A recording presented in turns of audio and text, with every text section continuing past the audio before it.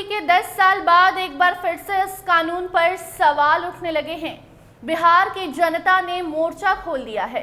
सरकार से सवाल पूछे जा रहे हैं कि 10 साल में शराबबंदी कानून से आपको क्या फायदा हुआ, क्या नुकसान हुआ, और उन लोगों के घर के चिराग जो बुझ गए उसकी भरपाई कौन करेगा।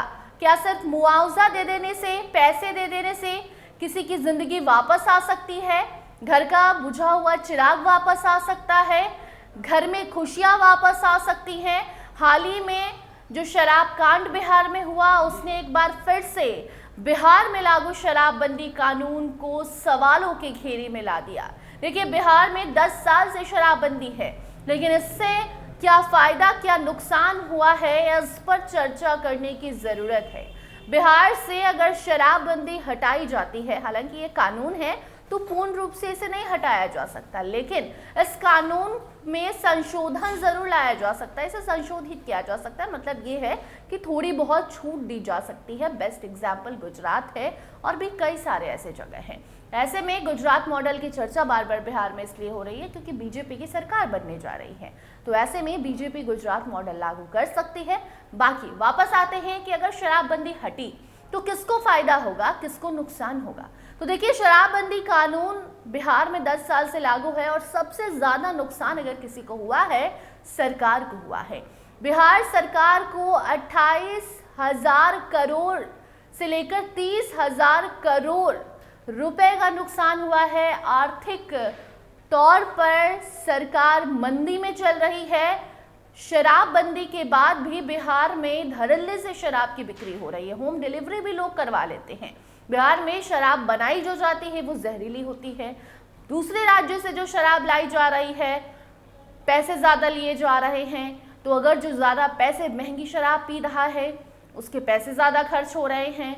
जो बिहार में बना सस्ती शराब पीने की कोशिश कर रहा है तो वो जहरीली निकल जा रही है, जिससे उसके जान को खतरा है। जान भी कितने लोगों की चली गई है।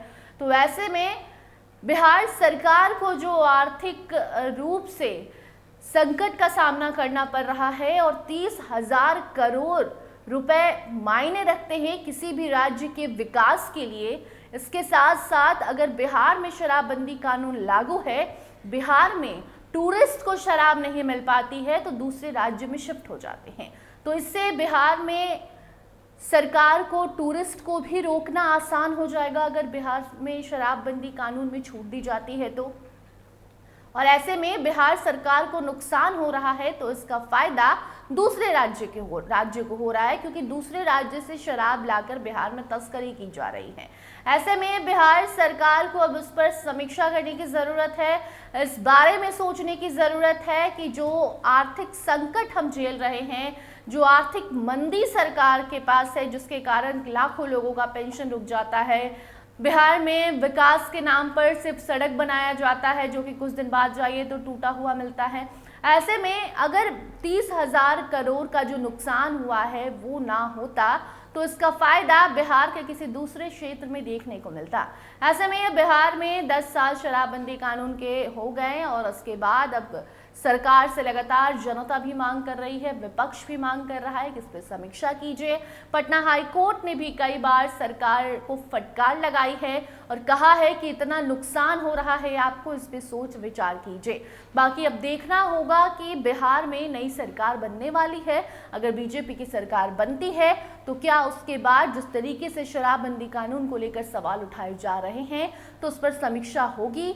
समीक्षा बैठक के बाद इसमें कुछ नया नियम कानून लाया जाएगा, छूट दी जाएगी, या फिर इसे नीतीश कुमार के फैसले को आगे भी बरकरार रखा जाएगा। आपकी इस पर क्या राय है, कमेंट सेक्शन में जरूर बताइए। अन्य अपडेट्स के लिए बने रहिए स्टार टीवी बिहार के साथ। धन्यवाद।